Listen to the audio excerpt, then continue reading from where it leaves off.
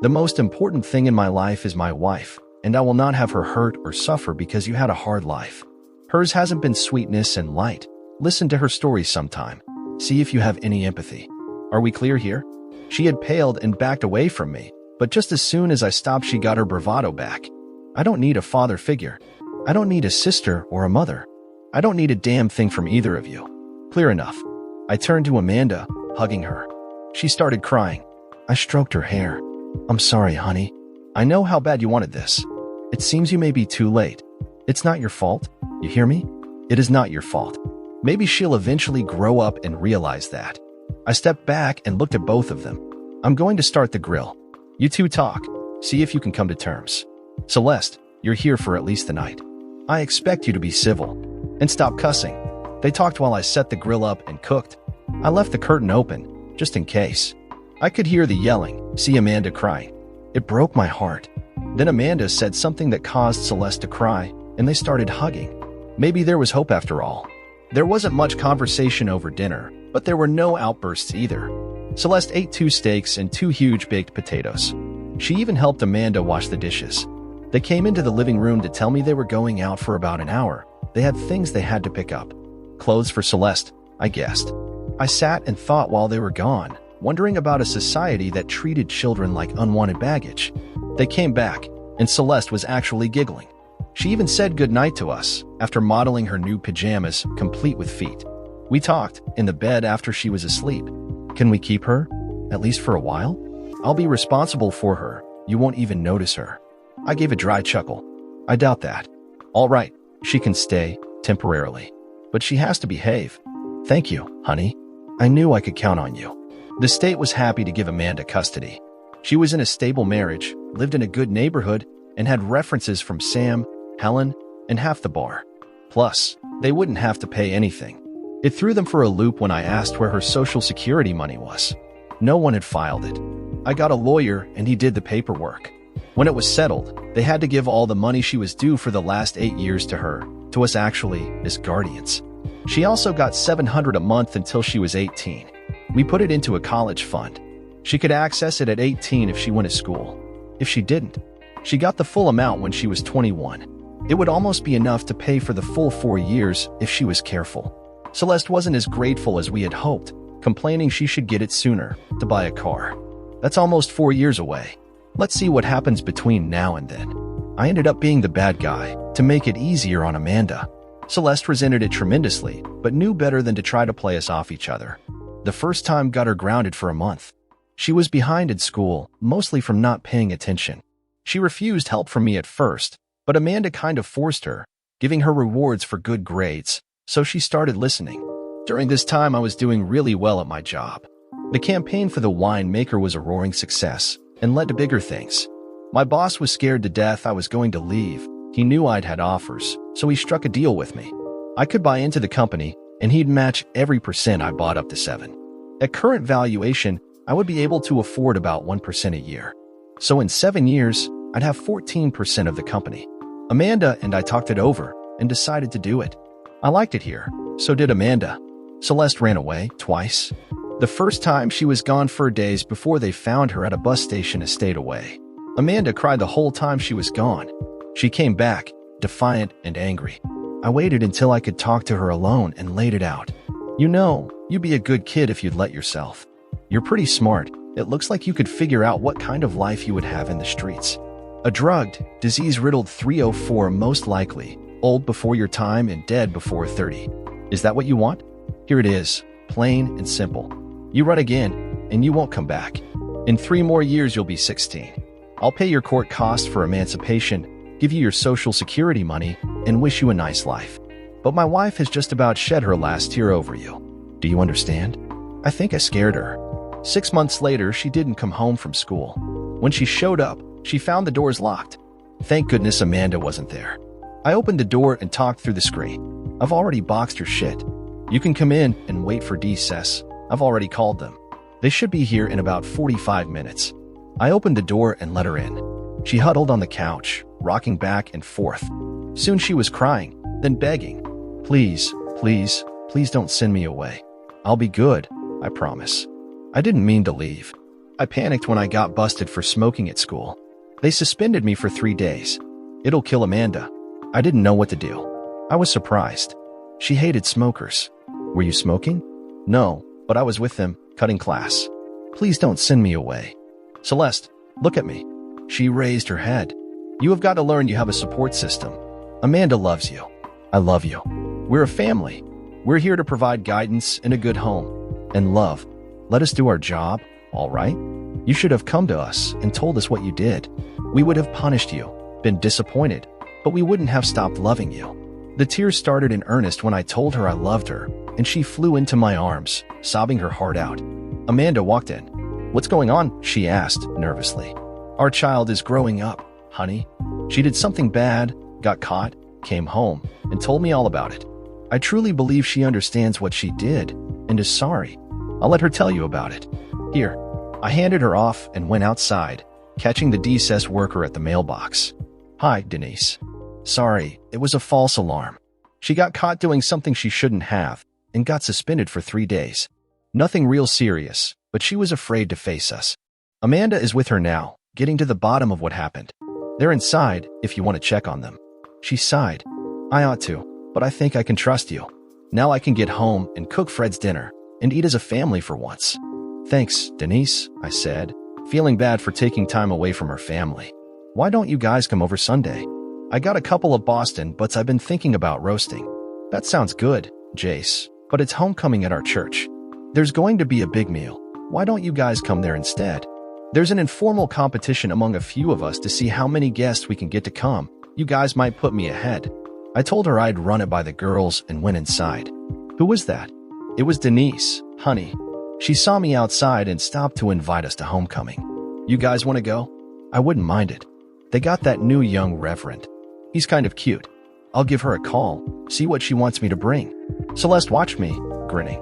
I tried to look stern but failed. She hopped off the couch. I know I'm grounded for a month, but I can go to church, right?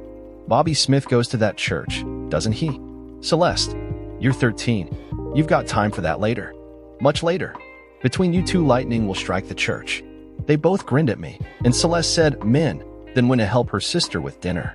That was the exact moment when I knew my little family was going to be okay. This had been a really big week for our little family.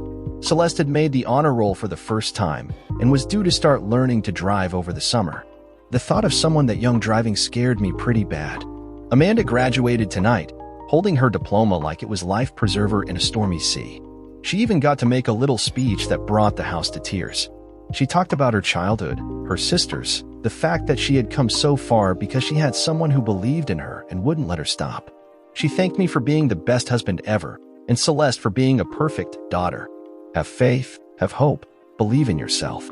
You may not get as lucky as I did, but you'll be a better person for trying. We held a cookout for her the next day, and our little house was filled to capacity. Mom came down to celebrate her accomplishment. Our bar friends, most of my work friends including my boss, Denise from DSS, and surprisingly, Jack Edwards and his wife. I thought they were still in Italy. After everyone else had left, they lingered, waiting to take Celeste for the weekend. They had married late and never had children. June fell in love with Amanda, treating her like the daughter she never had. When Celeste came along, she was over the moon. She kept her for a weekend once a month so Amanda and I could have a little personal time. She always brought Celeste back with at least one new outfit. Mom got in on it too, and between them Celeste was almost never home during the summer. I complained and was jumped by the pack almost immediately. Your girls have had a hard life, Jace. The best thing that ever happened to them was you. I've always wanted a daughter and a grandchild. Thank you for these. So stop complaining because your daughter is growing up and bonding with her grandparents. We're supposed to spoil her. I have a suggestion, something to take the heat off Celeste. Give us a couple more grandchildren. It'll make sharing easier. Mom sat back after that speech, smirking a little. We heard a sob and looked at Celeste. Soon the women were huddled over Celeste, petting her and whispering soothing words. When they settled down, I started to ask, but Amanda shushed me. June jumped right in. Listen to your mother, Jace. You too, Amanda. We're not getting any younger here. Give them to us soon, while we're still fit enough to chase them around. I looked at Jack, and he just grinned. I think it's an excellent idea. Celeste hugged me for a long time before she left, clinging to me. We didn't go down to the bar as frequently as we used to. Children limits your options. I still went after work occasionally. Celeste usually had something going on that required transportation, so Amanda became Ubermom, taking her to band practice, soccer practice, games, etc. I usually wasn't available for any of that, but made sure I went to all her games. One sunny Saturday afternoon, at the end of a soccer game, I sat and listened to her and her teammates chatter, trying to decide where to go to celebrate their win. She was going out with groups now, something I was a little uncomfortable with, because they tended to pair up at these things. Amanda laughed. Even if you'd like to, hon, you can't stop her from growing up. This is good practice for the kids when the time comes for one-on-one dating. And they're almost all chaperoned. The only exception is when they go to the movies and hang out at the mall. Trust her, she would die before she'd disappoint her daddy. It was right after Amanda graduated, and we were at a church function. The kids wanted to go for ice cream later, and I walked up. Here's your daddy now. Ask him if it's all right. She looked at me and batted her eyes. Daddy, can I go with Mrs. Jenkins and my friends for ice cream? It caught me hard, and tears started forming. Sure, baby, here's a 20. She giggled, took the money, and scampered off, yelling out behind her. Bye, Mom. Bye, Dad. I'll be home by 7. Amanda had to drive us home. After that, we were Mom and Dad. It's just easier than having to explain every time someone says something about it, and I have to explain. Besides, you treat me like your kid anyway. Plus, I like it.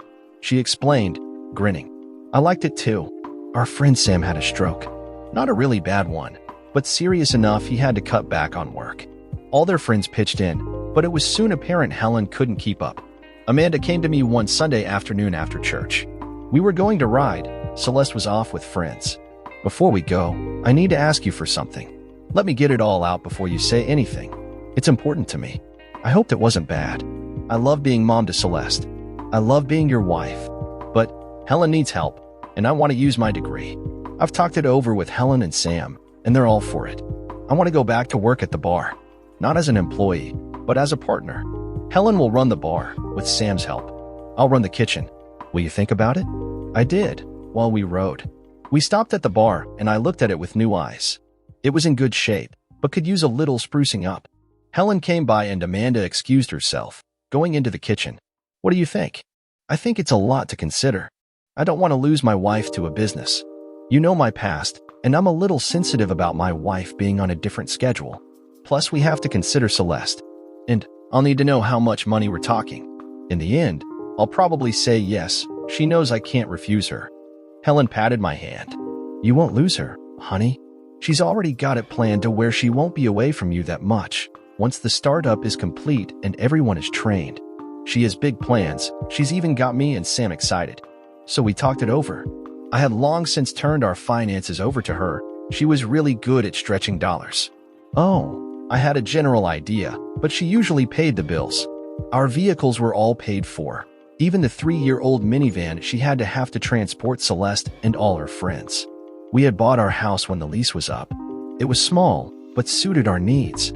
We'd made a pretty hefty down payment, so our mortgage was low. By now I owned 4% of my company and was making really good money for our size. Our savings account was pretty good, so I had no argument about where the money was coming from. In the end, we owned 30% of the bar. We spent a little money sprucing it up, upgraded the kitchen, and had a grand reopening. Business picked up almost immediately. All the old patrons were happy with the new look of their hangout, and the new customers liked the atmosphere. The place was opening at 11 now, to serve a lunch crowd. Amanda worked wonders with the kitchen. Gone were the plain burgers and fries. They still offered them, dressed up a little. There were new toppings to select from, such as avocado slices, hot peppers, spinach leaves, for different flavors of cheese slices, and anything else she could think of to put on a burger. Same with the hot dogs. A favorite was covered with grilled onions and mushrooms, hot mustard, and dill relish. Fries were no longer offered. Instead, you got home fries, sliced almost as thin as chips, hand-cut and soaked overnight in various flavors. She also added soups, all homemade. Potato with cheese and bacon bits. Tomato, with half and half blended in. A pork-based stew with a lot of herbs was the most popular. One of her upgrades was a large gas grill, and you could have grilled veggies in season. She insisted on buying from local farmers as much as possible and had a large chalkboard at the kitchen door, telling which farm provided the vegetables or meats for the day. The farmers loved it. The regulars were a little leery at first, but soon you could hear discussions and sometimes arguments over which farm provided the best produce, and which fresh herbs and spices complemented which dishes best. It was a riot to see two big bikers almost come to blows over which soup was better, pumpkin or butternut squash. She also added a wine list, all locals, with Jack's getting top billing. It was funny, in our state you couldn't serve wine in a place that had pool tables, so they had to go. Helen and Sam really didn't mind because that was usually where the fight started, and they could add 8 more tables in the space. Helen took the lead and worked a deal with a local brewer to feature their beers on draft. A local food critic, hearing good things, paid us a visit. We didn't even know it until the review came out. The best hidden jewel in the state was the caption, followed by an outstanding review. Sam's Bar and Grill, located on Swan Pond Road just outside of the city limits, has been around for 75 years.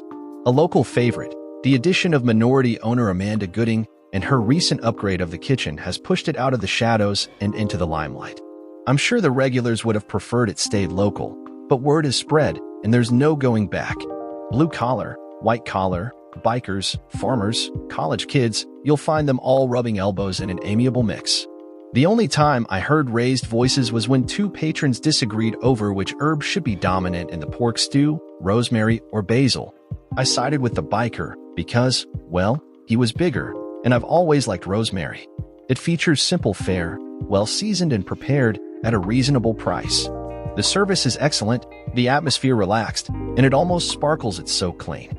The sanitation rating is 102, just 1 point short of perfection. I complimented Mrs. Gooding, and she promised they would get the top rating in 6 months if she had to work her whole staff to death. Being outside the city limits, all it offers is beer and wine, not liquor. Helen Connors, the manager and principal owner, along with her husband Sam, says they have no intention of getting a liquor license should the limits expand and include them. It's just so much easier without liquor, she said. The bar portion looks like an old-time saloon, featuring local brews and wines, as well as a full complement of national brands. The staff is well-schooled and can explain the difference between a Pilsner, a lager, or a Bock, a dry white and a sweet red, with ease. It's a little out of the way, but worth the trip. I've been 3 times, gotten 3 different meals, and have been satisfied every time with the quality, the quantity, and the service. One more thing. I demand you try the banana pudding. It's a weakness of mine, and it's the best I've ever tasted, and I've tasted a lot over the years. Helen and Amanda just looked at each other and grinned. I didn't know who he was, said Amanda. I just thought he was a nosy customer with a little knowledge. Celeste and I ate dinner there nights Amanda worked, and she always scheduled her break so she could dine with us. Celeste wanted to start working there when she got old enough for a child work permit, and I had no problem with it. There were a lot of families there now. Most of the serious drinking was done in the bar. Thursday night was bike night, and the local Harley owners group showed up in force, along with guys riding all different kinds. They wanted to hold their meetings there, but we didn't have a private room. Amanda, Sam, and Helen talked about it, got an architect, and almost tripled the size of the place. Soon even that space was filled. I was up to 8% ownership by now in our agency. Celeste turned 16, went to work after school and weekdays part-time, learning how to cook alongside her sister or mom. Her goal was to go to the local culinary school when she graduated from high school. She wanted the dart, but there was no way I was going to give a 16-year-old girl something that would go that fast. We got her a Mustang instead, not one of those turbo monsters, but one with a nice little V6. Still went pretty fast, though. Amanda was almost 26, and I was ready to start our little family. She agreed, but wanted to wait until Celeste had graduated, so she could concentrate on the baby. Celeste laughed when she walked in our conversation. Mom, do I look like a baby? I can take care of myself. You should think about Dad. Give me a little sister or niece or brother or nephew while he's still young enough to help take care of them. I thought her argument had a lot of merit, but Amanda just laughed and said we'd talk about it later. Our business was expanding as well. My ad campaign for Jack had led to a lot more business, especially among the local alcohol industries. We now handled 2 more wineries and 3 brewers, and we're talking to a local distillery that was just starting to get some national attention. I was at a regional conference when I ran into an old friend. I hadn't seen AITA in almost 6 years. Still an ebony goddess, maturity had added to her beauty. I saw her first and slipped up behind her. Still got a thing about color lines?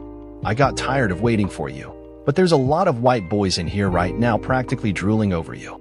Of course, I had gathered her up in a big hug while I talked. Shocked at first, she returned the hug when she realized who I was. "Jace, man, it is good to see you. How are you? Where have you been? You just disappeared off the face of the earth. I've missed you." There were times when I needed good advice and a sounding board. We got a table and talked for an hour. She was divorced, her husband had cheated on her, and she caught him. Apparently, he wasn't as rigid over color lines as I was. A skinny little blonde with the figure of a 12-year-old boy. I caught him. He promised it was over. We went to counseling. I was just about sure we were over it when she rolled up pregnant. I never saw him again after that. He didn't even show up at the final decree. I took her hand. "Sorry, Ida. I know how it feels. Anyone in your life right now?" "No, too early, I guess. I've been thinking about making a change. My agency was sold, and I don't like the new owners. I think the only reason they keep me is because I'm so good at what I do. I really need a change." I grinned at her, fishing out a card. "Ever think about relocating to the sunny south? Think about it, and give me a call." To my surprise, she took the card. Just before we left, she asked me about my life.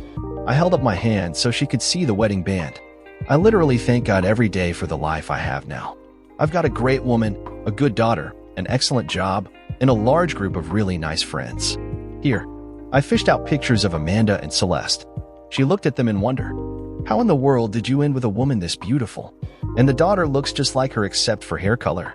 And she looks so young. Did she have a daughter when she was 6? I laughed and explained. She hugged me hard, genuinely happy for me. I didn't think about it until later, but neither of us brought Becky up, not once. My boss called me into his office 2 months later, tossing a resume at me. "Look this over. She gave you as a reference, even said you trained her. Is she any good?" I looked at it and grinned. I might have trained her, but she's a natural. By now she's better than I am. If we can afford her, we'd be idiots not to hire her. He grunted. "Hire her then. Have her report to you. Now, I got something serious we need to talk about. I haven't told a soul yet, and it doesn't need to leave this room. I'm sick, John Charles. It's pretty serious. I've got a tumor on my brain. They just found it, and it has to be removed or it'll kill me. There's a 50-50 chance I won't make it. I talked to Gloria, and she agrees with me that you should run the place until I'm better, if I make it. If I don't, we still need you to take control, keep the place viable until Gloria can decide what she wants to do." It shook up our little circle of friends pretty badly when he announced it. He and Jack were really close, had been for years. The day of the surgery, our whole office, even Gail, was there. Many of his friends were there as well. He called every one of us into his room to say goodbye, just in case. Ken, June, Amanda, Celeste, and me took turns holding Gloria. When we weren't holding her, we were in the chapel with the rest of his friends, praying for him. He was under for 5 hours. When the doctor came out, everyone held their breath. He's doing fine, so far. I feel pretty good about his chances of recovery. It'll be tomorrow before he's strong enough to allow visitors. We shouted, we cried. We thanked the doctors and God. I'd fit right in, to the point she became my right-hand woman. Amanda and Celeste loved her, and she was soon a part of our group of friends. Pretty soon the matchmaking started. Married women have this thing about a single woman being in their circle. She fought them, saying she wasn't ready yet. She spent a lot of time in the bar, and soon everyone knew she was our friend, and that made her their friend. I'll never forget the day another friend invited her to ride with him on a poker run. He was huge, bearded, and white, and perhaps the gentlest man I'd ever met. Put him in a social situation where there were kids, and in half an hour they were clustered around him like he was the Pied Piper. His wife turned out to be a cold, conniving bitch, having multiple affairs before he found out. It destroyed him, and she called in the biggest box she'd ever meet. Her new boyfriend thought he could get away with disrespecting him. Huge mistake. Sam and I bailed him out, got him a lawyer, and made it go away, but the damage was done. It had been 18 months, and he still hadn't even thought about dating. Ida surprised us all by accepting, if they went on a date first, to get to know each other.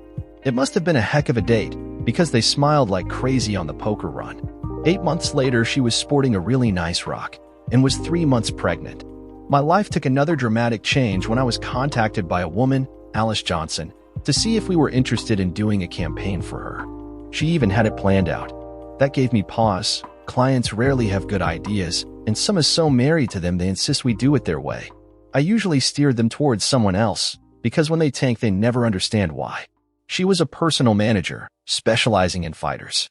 Her new sister-in-law was Bettina Bang Bang Burke, now Stewart, a middleweight MMA fighter, world champion in her class. The campaign wasn't for her, but a charity they both supported. I was hesitant but agreed to a meeting. AITA and I met her at the airport, had lunch, and she told us what she wanted. I had to admit, it was very clever. We tweaked it just a bit, did a few focus groups, and decided to go with it. Soon ads appeared, mostly in print and billboards. It was a variation on the Got Milk campaign, only instead of milk they changed it to love. Got Love was the official catchword of the National Adoption Coalition, a loose group of agencies designed to get children into loving homes. It developed a huge presence nationally. The ads featured famous people, all adopted as a child, with a group of children from various homes, usually in their home city. There was a plea to consider adopting one of the children, and local dairies were tied in, promising X amount of gallons donated to the homes for every successful adoption. We even worked in the milk mustache. Soon we had spokespeople begging us to let them help. Rock and country stars, professional athletes, business giants, actors, Olympians, Nobel Prize winners, all adopted, all literally begging to help. We featured many of them with their adoptive parents. Some had even adopted themselves. Betty and Mark Stewart, who helped originate the idea, posed with their newly adopted son. It was an instant favorite. It led to my company, High Country Advertising, winning a national award. Howard, my boss, was still the week to travel, so he sent AITA and me to accept it. Of course, her new husband Roy and Amanda went along. It was very gratifying to be there. We made our acceptance speech and apologized to Alice Johnson, who we insisted attend and share the stage with us, for stealing her idea, then thanked her and the people present for honoring us. There was a mixer after the awards. AITA and I had a bet going. The one who got the most offers had to buy the loser breakfast. I had 9. AITA had 16. I told her I wanted steak and eggs. We were just about to leave. I was looking around for Amanda. She and AITA had gone to the ladies' room when I ran into her. Becky. She had a hesitant, half-fearful look on her face. Hello, Jace. How are you? I looked her over. She was still beautiful, a little heavier, but not much. Her hair was much shorter, her lips seemed fuller, but otherwise she was still the beauty I fell in love with. I'm good, Beck. And you? She waved a hand dismissively. Oh, I'm all right. Congratulations on your award. It was good to see AITA again. She says she works for you now. I answered the implied question. I prefer to say she works with me. I'm a minority owner and current manager of High Country Advertising. Been there since after. I like it. I like the area. And the people. She looked down at my finger. Seems there is one there you really like. I don't know if it hurt her feelings, but I smiled, rubbing my band. Yes, there is. I see you found someone too. She had what could be only described as a rock on her finger. She twisted it, a nervous gesture. I have, and I'm content. But, Jace, late at night, when you're lying there next to her, do you ever think about me? If you'd just forgiven me, we'd still be together. I sighed. I used to think about you, a lot. But then I met Amanda, and you became a distant memory. Oh, I haven't forgotten you. Every once in a while something will trigger a memory of happier times, but it's fleeting. She suddenly grabbed my hand. We could start over. I'd leave him in a minute if you'd take me back. I've never gotten over you. We were meant to be together. I heard a sharp intake of breath behind me as I gently removed her hand. No, we weren't, Beck. If we were, you would have never cheated, and I would never have found Amanda. There's more love and faithfulness in the tip of her little finger than your whole body. I'm sorry, Becky. Please, try to have a good life. I started to walk off when I felt a small hand slip into mine. Who's your friend, honey? Asked Amanda, with a bland smile on her face. This is Becky, someone I used to know in my old town. Becky, I'd like to present my wife, Amanda. They didn't offer to shake, just eyed each other and waged a mental catfight. I looked at them together, Becky in her mid-30s, in a simple black dress, and Amanda, at 26 still carrying the bloom of youth, her green floor-length gown matching her eyes, the copper-red hair cascading down her back, and was again amazed at how lucky I actually was. Amanda broke contact and turned to me, smiling. Honey, I know it's early, but would you take me back to the room? I seem to be having an evening bout of morning sickness. She stopped, put her hand to her mouth, and giggled. Oops. I was going to surprise you tonight. Too late now. Congratulations, honey. It's a boy. I think I heard a gasp behind me, but suddenly the only thing in the world worth my attention was right in front of me. I gathered her in my arms, kissing and crying while she giggled. She finally had to beat on my back to make me let me go. There was a massive celebration at the bar. Amanda smiled and thanked everyone. I just wanted to make sure I had your full attention. I know who you were talking to in New York. If I ever see you in the same room with that witch again, I'll wear your balls for earrings. Do you understand? She was starting to squeeze me. I made her a solemn vow it would never, ever happen again. She let go and purred in my ear. Thank you, honey. And I heard what you told her. It was so sweet. Besides, you're gonna need those balls. I still want that girl. Dear listeners, please share your thoughts in the comment section below and don't forget to like, share, and subscribe.